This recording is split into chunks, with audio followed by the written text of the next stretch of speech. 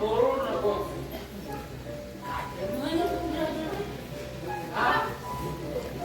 हे एवढं कुंकू तेवढं राहिले तुमच्या नावाचं.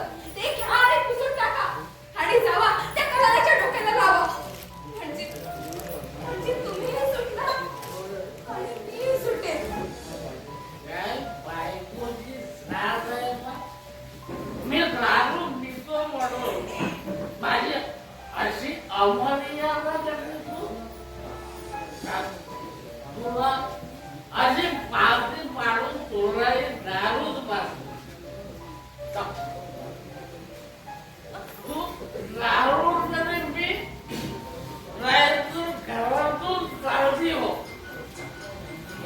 रायतर तुझ्या बाजारात नेऊन लिलाव पुकारून एखाद्या आड गिरायकाला फुंकून लागेल. तिला काही हळ तुमच्या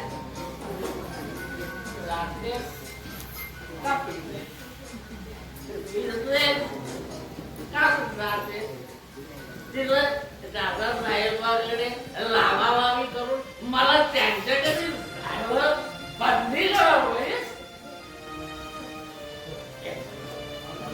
दारूचा गोट का घेऊन तुझ्या नळीचा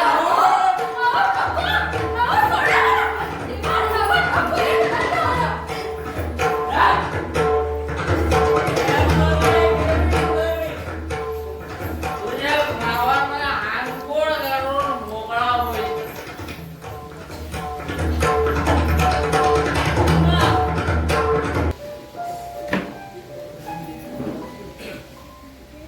वाचण्याच्या बळात मी काय आणि गुणापुढे वाचलो आहे याचं मला वाटतच आहे.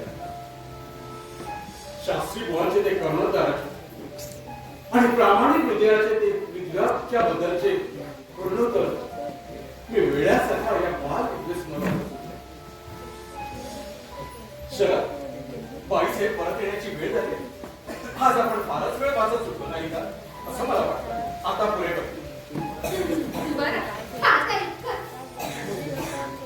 तुझ्या सगळ्यांचा तुम्ही समज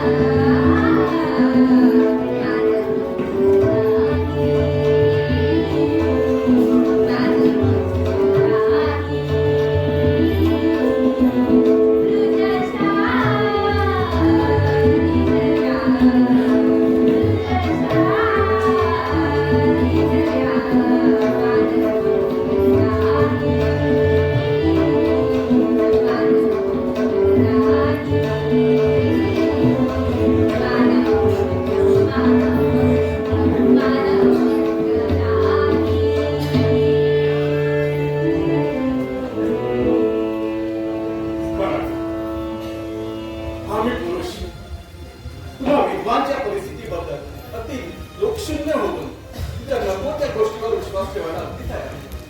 आणि तुम्ही सांगितलेल्या दुहेरी दुःखात लोकबंधीची आणखी भर घातली.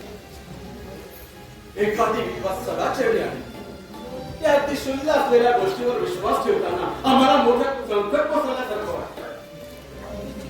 एखाद्या बाल विज्ञाने जरासा मार्ग विचारला तर देखणाऱ्याला असं वाटतं की ती पापाचाच मार्ग विचारत आहे.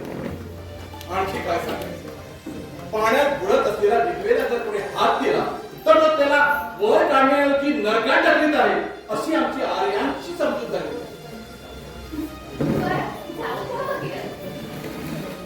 असल्या मनाची मला काय होणार? चलो, या प्रश्नाचं प्रतीक्षेनं उत्तर देण्यासाठी माझं उदाहरण देताना आज माझा काळजी नाही अगदी सुखात चालला. एकीकडे भाई साहेबांच्या सदुपदेशाची प्रकाश आणि एकीकडे तुझ्या सहवास